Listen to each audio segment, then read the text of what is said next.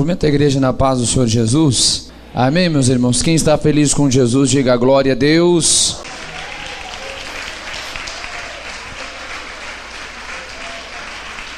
Pegue aí o seu manual bíblico. Hoje nós vamos para a aula de número 2 e nós vamos falar sobre evangelização, a missão máxima. Fique em pé só um minutinho para a gente ler o texto áureo.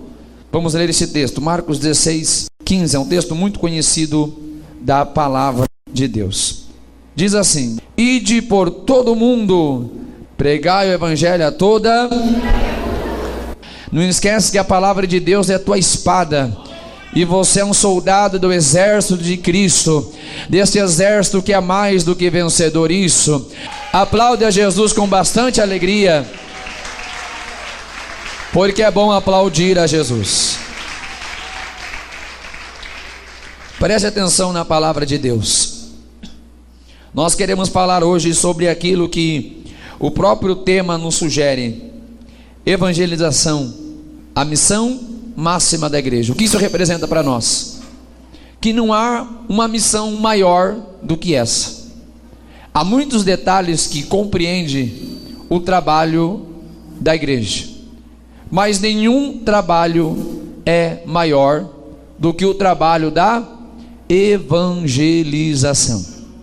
Há muitas coisas que são necessárias e que precisam ser realizadas pela igreja de Jesus Cristo, mas a tarefa principal, primordial, que está à frente de todas as outras, é a tarefa da evangelização, e nós vamos entender o porquê disso aqui nesta noite. Lição aplicada. Lição aplicada é aquilo que é o cerne, ou seja, é a base que a gente tem que entender. Quando falamos de lição aplicada, pense numa injeção, aquilo que tem que ser injetado na sua veia. Ou seja, é o que nós temos que entender aqui hoje, de qualquer maneira, da parte da palavra de Deus. A igreja de Cristo não pode enclausurar-se dentro do templo. Enclausurar-se significa um grupo que se restringe àquilo que está à sua volta. A igreja do Senhor Jesus não pode ser este grupo que vai se fechar nos seus limites estabelecidos pelas paredes desta igreja. A igreja do Senhor não pode se fechar somente àquilo que nós temos internamente do corpo de Cristo, mas devemos cumprir a nossa missão por toda a parte onde estão os pecadores, ou onde os pecadores estão. Dentro da igreja tem pecadores? É só o que tem, como diz o cearense. Todos nós aqui somos pecadores, porém nós somos pecadores arrependidos. Nós já recebemos a mensagem do evangelho e já fomos transformados, pelo menos presume-se que sim, né? Pelo menos entende-se que sim. Porém, aqueles que ainda não estão salvos, eles não estão como membros de uma igreja. Os não salvos, os pecadores perdidos, eles estão no mundo, estão fora da igreja, estão nas praças, nas ruas, hospitais, presídios. Eles estão por aí, estão esperando que alguém leve a elas a mensagem de salvação, a mensagem de esperança. Só tem um jeito da igreja não ganhar almas para Jesus. Não, calma aí, pastor, não entendi. Não, eu acho que o senhor queria falar para mim o que eu faço para ganhar almas para Jesus. Não, não é isso que eu vou falar para você, não. Às vezes eu falo o inverso mesmo, só para causar confusão na sua mente. Só tem um motivo, uma forma da igreja não ganhar almas para Jesus. Só tem um jeito. Quer que eu te ensine? A única forma da igreja não ganhar almas para Jesus é a igreja não pregar a palavra de Deus. A única forma da gente não resgatar pecadores para o caminho de Deus é a gente não ir aos pecadores e levar a mensagem de Jesus Cristo. Por quê? Porque se a gente fizer isso, se a gente sair dessas portas anunciando o evangelho, falando de Jesus, as almas aceitarão a Cristo Jesus. Quem deu glória a Deus é porque entendeu. Se a gente levar a mensagem de Jesus Cristo, saindo dos nossos limites desta igreja, nós alcançaremos almas para o Senhor Jesus. Luz demais ofusca. Liga 10 lâmpadas num quarto de 2 metros por 2 metros. O que vai acontecer? É luz demais, né? Até atrapalha, não é? Luz demais atrapalha. Luz demais está atrapalhando dentro da igreja. Crente demais preso dentro da igreja. Não estou falando que tem que sair da igreja, não. Mas crentes que não saem de dentro da igreja, eu acho que você está entendendo o que eu estou falando, e ficam presos somente dentro da igreja, infelizmente acaba atrapalhando, se você está me entendendo. Luz demais no mesmo lugar ofusca. A luz de cada crente tem que ser espalhada pelo mundo. A luz que nós temos de Jesus, ela tem que ser transmitida para o mundo que está em escuridão, para o mundo que está em trevas. A igreja do Senhor precisa sair das 4 paredes e levar a mensagem onde os pecadores perdidos estão, e não é aqui dentro, é lá fora. É lá fora.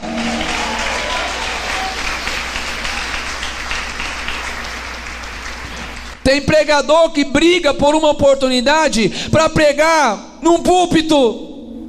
A hora que acabar o culto, você vai ver, vai chegar um maço assim de carta para eu assinar. Eu gasto 1h30 assinando essas cartas.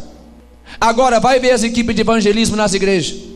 Será que esses pregadores querem pregar 3, 4, 5, 6 vezes por semana? Eles estão ajudando no evangelismo? Os pastores que me falem. Porque se a gente não segurar um pouquinho, não estou falando que é o caso de todos, mas tem pregador que quer vir uma vez na semana na igreja, só o dia da doutrina, que é o dia que pega a carta. Os outros dias ele quer estar por aí pregando. Não tem problema pregar, mas prega na rua também. A gente não quer barrar o ministério de ninguém, mas prega na praça também. Vai no presídio pregar também. Vai no hospital pregar também. Vai na casa do doente pregar também. Vai na casa do novo convertido pregar para ele também. Ninguém está impedindo os pregadores de pregar, mas prega em todo lugar. Pregar somente em cima de um púlpito é muito fácil, porque quem vem na igreja vem para ouvir a palavra. É muito fácil. Eu tenho certeza que todo mundo que vem aqui hoje vem para ouvir a palavra. É fácil pregar para vocês. O difícil é sair na rua pregar e você oferecer a mensagem e você receber ou não. É mais difícil. É mais difícil. Vocês têm que sair do conforto. Você vai ter que andar um pouquinho, vai ter que suar a camisa um pouquinho. É mais difícil. E eu quero desafiar os pregadores a deixar de pregar somente nos púlpitos e começar a ir atrás onde as almas estão. Se você quer ganhar almas para Jesus, então vamos ganhar alma para Jesus e pronto.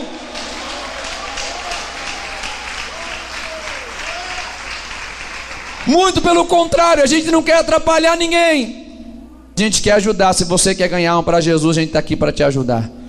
Mas vamos aonde as almas estão. Pastor, eu prego porque eu quero ganhar alma. Pois bem, vamos lá então onde eles estão. Que para a gente ganhar alma, a gente só precisa pregar para a alma que está perdida.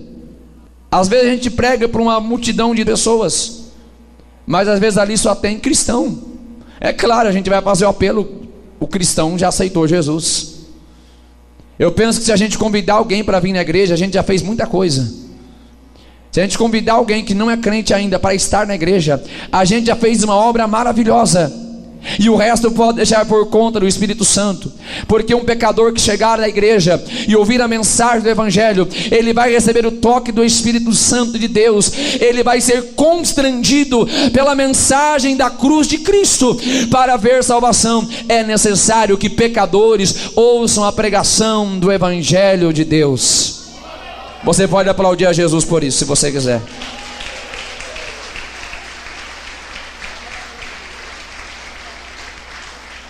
Temos 3 objetivos com a nossa lição de hoje.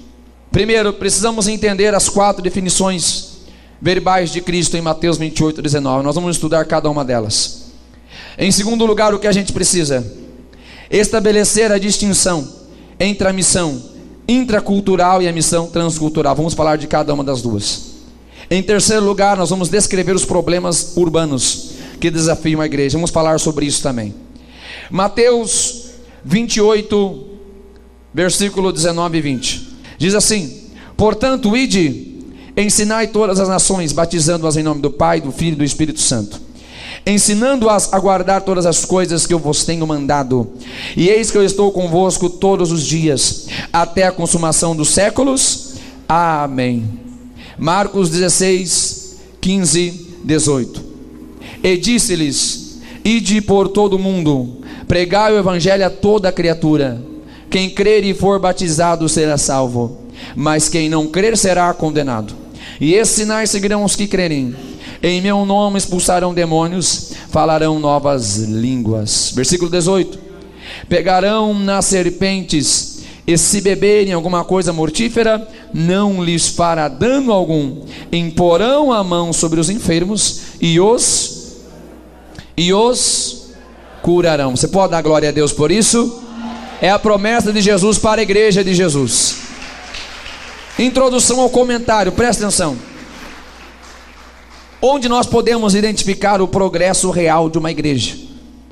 Ou seja, aquilo que realmente representa crescimento para a igreja. Porque nem sempre o aumento de números será necessariamente um aumento para a igreja propriamente dita na sua missão de igreja. O que representa então este crescimento verdadeiro, real da igreja?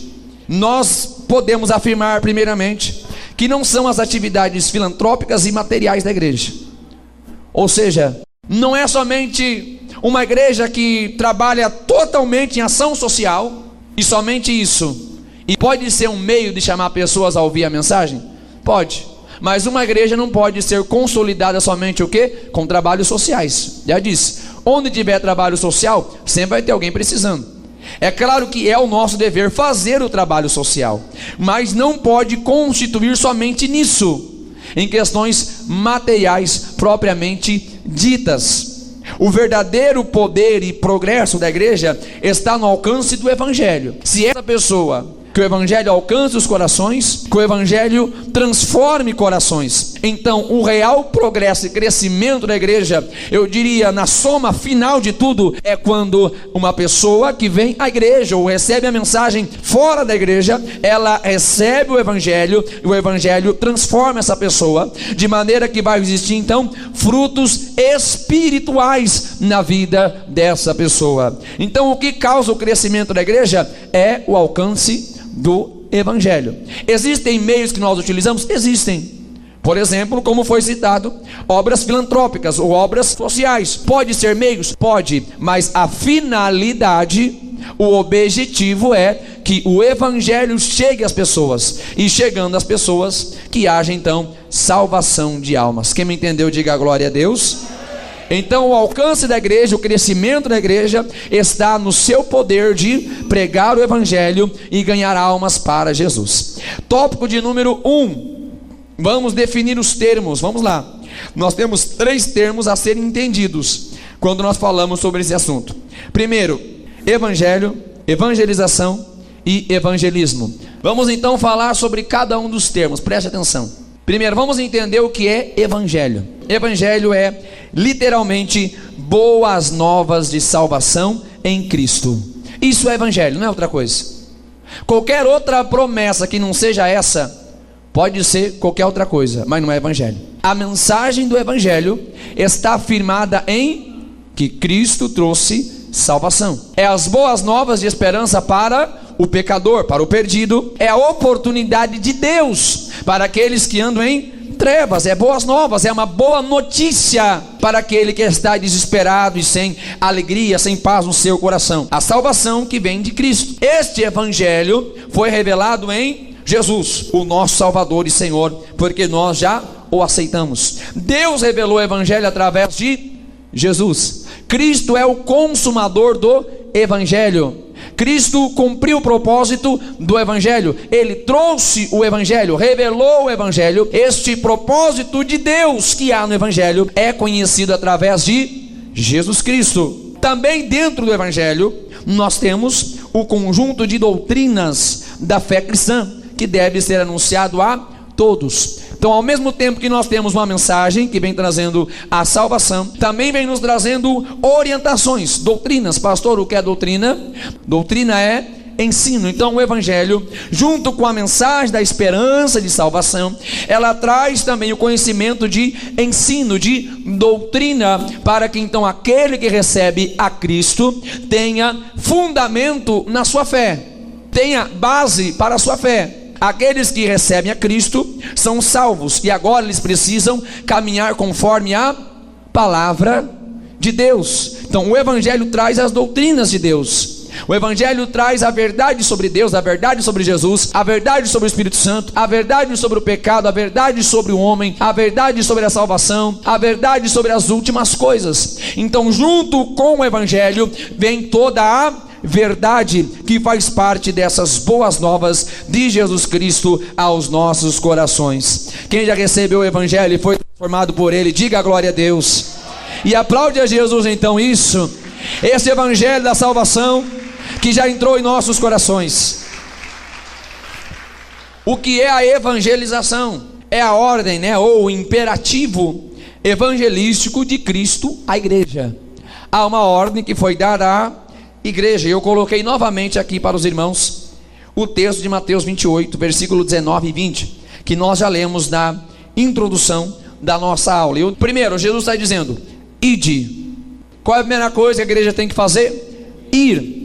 Em segundo lugar, nós temos o objetivo do ensinar as nações. Parece que está nos falando de discipular as nações. Também esse texto está nos falando sobre batizar e a forma do batismo, que é dado por Jesus Cristo em nome do Pai, Filho e do Espírito Santo. Em terceiro lugar, ele está falando sobre ensinar essas pessoas a guardar, ou seja, a palavra de Deus, tudo aquilo que foi mandado. E nos fala também da duração deste processo, que está em vermelho, até a consumação dos séculos. Este objetivo da evangelização, ele começa agora e vai até a volta de Jesus Cristo. Não há trégua, não há pausa. O objetivo de levar o evangelho começa agora e vai até a consumação dos séculos. Para você entender um pouquinho melhor esta mensagem, eu trouxe aqui para vocês em forma de desenho, tá bom? Eu acho que com ilustração fica mais fácil para a gente entender. Presta atenção. Primeiramente, Jesus está falando sobre ir. Ele está falando ide. Então, como eu falei, só tem um jeito da igreja, é ir. Ficando a gente não ganha almas. Jesus disse para nós ir. Só tem um jeito da gente não ganhar almas, é se a gente não ir. Porque os pecadores não estão aqui, estão fora. Então Jesus diz: ide, vai. E em segundo lugar, ide e ensinai. Ou seja, não é só ir e pregar a mensagem, é necessário também discipular, conforme a definição que nós temos aqui em nosso manual. Esse discipular nos fala de estar com as pessoas. Eu diria que nós como igreja, nós falhamos muito, porque às vezes a gente vai, a gente vai, como diz, nós vai, né? Não, pastor, é nós vamos, é isso mesmo. Mas para alguns é nós vai, então fica assim mesmo. Então às vezes nós vamos, a gente prega a palavra, a alma se rende a Jesus, mas fica só por isso mesmo. Fica só por isso mesmo. E a gente fica esperando que aquela pessoa vai ficar firme com Jesus. Não, é ide e ensinai. Depois da gente ir e levar a mensagem, essa pessoa receber a Cristo, a gente tem que ficar do lado dela. Isso é discipular, é estar juntos. Como diz o nosso manual, é permanecer junto com essa pessoa. Outro dia eu dei um exemplo. Eu lembro de umas primeiras pregações que eu preguei aqui, isso lá no mês de fevereiro de 2018, que nós falamos justamente sobre isso. Quando alguém aceita Jesus, ele é um neném recém-nascido. Ele não sabe andar sozinho, não sabe se virar sozinho. Alguém tem que cuidar dessa criança. Alguém tem que alimentar essa criança. Tem que acompanhá-la. Assim também é um novo convertido. E a gente vê a pessoa aceitando a Jesus e espera que ela aprenda tudo sozinho.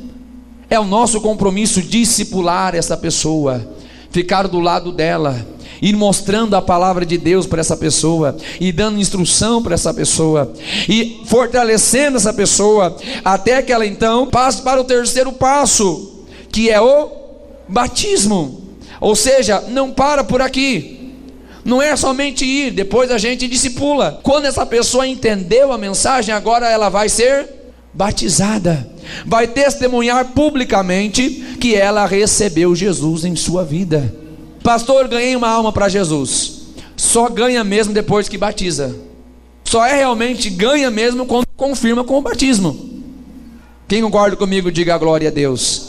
Tem todo um processo que nós precisamos nos responsabilizarmos aqui nesta noite. Aquele que aceita a Cristo através do cumprimento do ID, ele vai ser discipulado. Depois então ele vai entender este evangelho e vai ser batizado. O batismo é o testemunho público em que todos vão entender agora que esta pessoa se tornou um discípulo de Jesus. Agora que essa pessoa é um discípulo de Jesus, nós vamos continuar ensinando essa pessoa, pois é isso que Jesus disse: ensinando-os a guardar todas as coisas, até quando? Até a consumação dos séculos. Então, mesmo depois de já ser discipulado, já passar pelo batismo, o ensino ainda continua. Ou seja, é isso que nós estamos fazendo. Nós continuamos aprendendo a palavra de Deus até que Jesus Cristo volte. Enquanto Ele não vem, nós vamos ensinando e vamos aprendendo a palavra de Deus.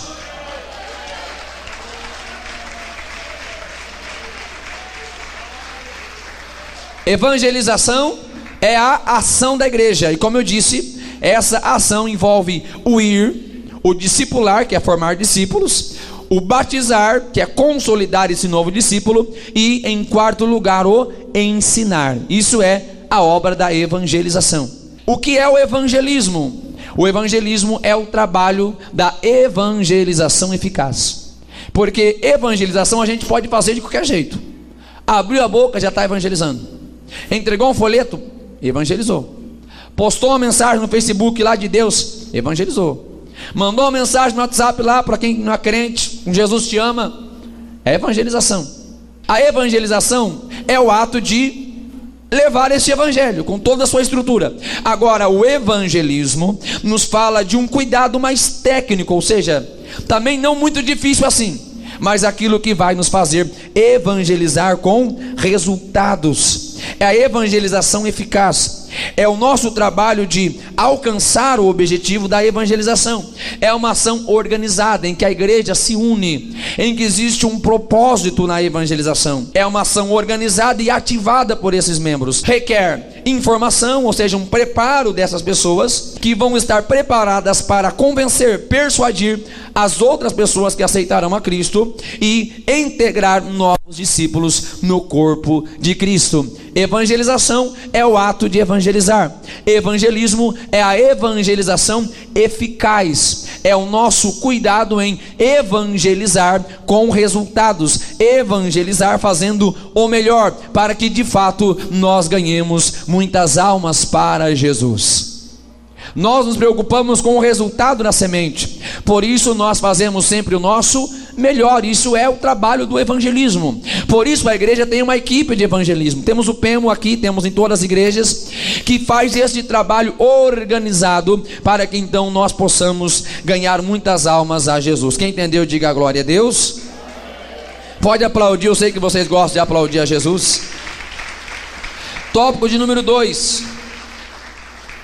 Qual é a base da nossa evangelização? São 3 bases: cristológica, ministerial e sociológica.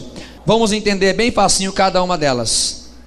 Cristológica, porque nós temos esta base, porque é a mensagem que Jesus pregou. A gente não vai pregar uma mensagem diferente da mensagem de Jesus. A mensagem que hoje nós anunciamos é a mensagem do Senhor Jesus. E Paulo vai dizer o seguinte: se alguém vos anunciar um evangelho além do que vos tenho anunciado, considerai-o anátema, porque é só esse evangelho que vale, o evangelho de Jesus, aquele que ele mesmo ensinou. E o que foi que ele pregou? Livro de Lucas 4, 18 e 19, nós vemos o conteúdo do evangelho de Jesus, quando ele está citando um texto de Isaías, capítulo 61, versículo 1 e 2. A Bíblia nos fala que Jesus pega o rolo de Isaías e começa a ler esta mensagem: o Espírito do Senhor é sobre mim, pois que me ungiu para evangelizar. Fala comigo, evangelizar. Me ungiu para evangelizar os pobres, enviou-me para curar os quebrantados de coração, apregoar a liberdade dos cativos, dar vista aos cegos e pôr em liberdade os oprimidos, e anunciar o ano aceitável do Senhor. Então, o que é este evangelho baseado na mensagem de Jesus Cristo? Primeiro, é o evangelho que leva à evangelização. Primeiro, é o evangelho que leva à mensagem da salvação. A primeira coisa que tem que ser anunciada ao pecador é a mensagem que o salva. Em segundo lugar, Jesus fala sobre curar. Este evangelho de Jesus é um evangelho que cura. Em segundo lugar, é um evangelho que anuncia essa liberdade àqueles que foram alcançados pelo evangelho.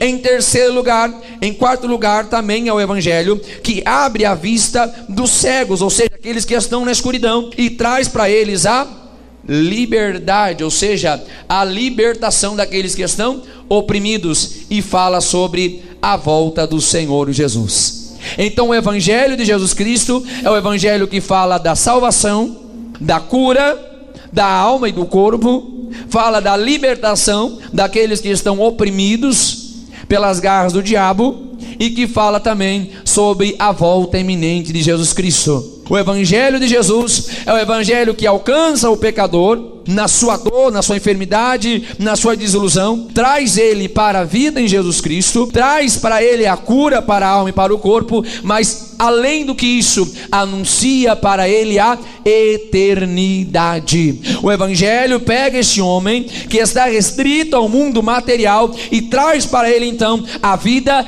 eterna, a vida da salvação que há em Jesus Cristo para toda a eternidade. Este é o evangelho que Cristo ensinou. Alguém pode dar glória a Deus? Pode aplaudir o nome do Senhor Jesus? Este mesmo evangelho de Jesus Cristo, ele também passou para os seus discípulos. Ele passou para os seus discípulos esta missão, conforme João 20, versículo 21. Jesus diz da seguinte maneira: assim como o Pai me enviou, eu também envio a vós. Então a missão que estava sobre Jesus, agora está sobre toda a igreja. A mesma missão que Jesus diz de evangelizar, curar, libertar e falar da vida eterna, falar da salvação eterna, foi colocada agora sobre a igreja. E essa igreja de Jesus, ela também tem o mesmo Espírito que estava sobre Jesus. Atos capítulo 1, versículo 8 nos fala: e recebereis a virtude do Espírito Santo, e ser-me-eis testemunhas, Jerusalém, Samaria, Judeia e todos os confins da terra. Ou seja, Cristo passa essa missão agora para quem? Para a igreja. A igreja hoje é responsável por continuar a mensagem de Jesus Cristo. Eu e você temos essa missão sobre nós, a missão iniciada por Jesus. Pastor, mas como eu vou fazer essa missão? É muito fácil. O mesmo Espírito que ungiu a Jesus para fazer a missão também está sobre a nossa vida. A igreja não vai ganhar almas pela sua própria capacidade, não. A igreja de Cristo ganha almas debaixo do poder do Espírito Santo de Deus na sua vida. O crente ganha almas com o poder do Espírito sobre a sua vida. O Espírito de Deus que foi colocado sobre você é para que você possa ganhar almas para Jesus Cristo. Nesta noite, receba a capacitação de Deus, receba o poder de Deus, a unção de Deus, para você também ser um pregador da mensagem do Evangelho que transforma e liberta o pecador. Em segundo lugar, qual é a base da evangelização? Ela tem a base ministerial, e aqui eu vou ser bastante breve com vocês. Nos fala do ministério do sacerdote, do rei e do profeta. Ministério sacerdotal. Quem era o sacerdote? Ele representava o povo diante de Deus. Ele levava do povo para Deus.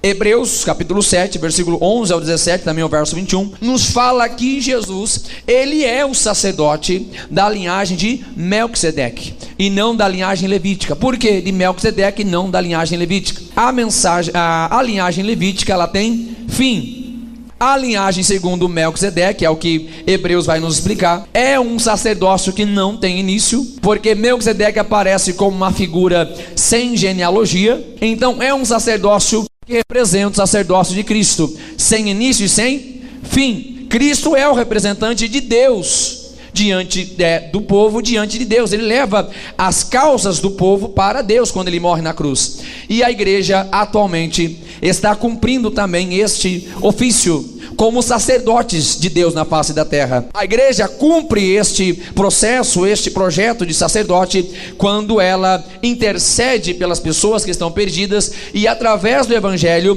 reconcilia pessoas diante de Deus. Você foi chamado para ser sacerdote de Deus. Você foi chamado para ser intercessor dos pecadores diante de Deus. Você foi chamado para interceder pelos perdidos diante de Deus. A Bíblia fala que aquele que leva a preciosa semente andando e chorando, ou seja, é com lágrimas que a gente intercede pelos pecadores. É com lágrimas que a gente intercede pelos pecadores. E essas lágrimas são como o cultivo da semente do evangelho. A igreja que é sacerdote, o crente que é sacerdote, ele intercede por essas almas e leva a mensagem e traz esses pecadores agora, reconciliando eles com Cristo Jesus. Esse é o nosso compromisso. Eu e você fomos chamados para ser sacerdotes de Deus aqui nessa terra. Intercedemos e reconciliamos pecadores perdidos diante de Deus. É o nosso chamado sacerdotal. Como rei, o rei representava Deus diante do povo, a autoridade de Deus diante do povo. Jesus veio da linhagem real de Davi. Jesus era o rei, rei dos reis, senhor dos senhores. E a igreja cumpre esse papel de representar Deus diante do mundo, porque a igreja, ela é o corpo de Cristo na terra. Eu e você fomos chamados para representar Jesus. É missão da igreja. O mundo, quando olha para nós, o mundo tem que olhar Jesus. O mundo não conhece Deus, o mundo não conhece Jesus. Mas quando o mundo olha para mim e para você, o povo precisa enxergar Jesus. A igreja representa Deus diante do povo. Quem pode dar glória a Deus? E em terceiro lugar, o ministério do profeta. O profeta era o intermediário entre Deus e o povo. Cristo foi identificado como profeta porque ele trazia a mensagem do arrependimento. Sendo Cristo a própria verdade, ele era o profeta de Deus, a fonte de todas as profecias. E a igreja, quando está anunciando o evangelho, a igreja do Senhor está sendo profeta sobre esta geração. Eu e você também cumprimos este propósito de Deus aqui nessa terra. Somos profetas de Deus quando nós levamos a mensagem do evangelho, quando nós falamos de Jesus, quando nós falamos da salvação, quando nós levamos esperança ao pecador. Eu e você estamos sendo profetas de Deus aqui nessa terra. Eu não estou falando de pessoas que se autodenominam profetas e saem profetando por aí, fazendo umas coisas muito esquisitas que nem convém falar aqui nesta noite. Eu estou falando daquele que abre a boca para falar de Jesus. Você é profeta de Deus aqui nesta terra. Deus te capacitou para isso, para você falar de Jesus. Abre a tua boca e fala de Cristo. Você é profeta de Deus. E em último lugar, a missão dessa igreja é uma missão sociológica, porque nós lidamos com pessoas, ou seja, pessoas evangelizam pessoas, nós temos que alcançar pessoas. Esse é o nosso alvo, não está restrito a um pequeno grupo de pessoas, mas Jesus mandou a gente pregar para todo mundo, para todo mundo.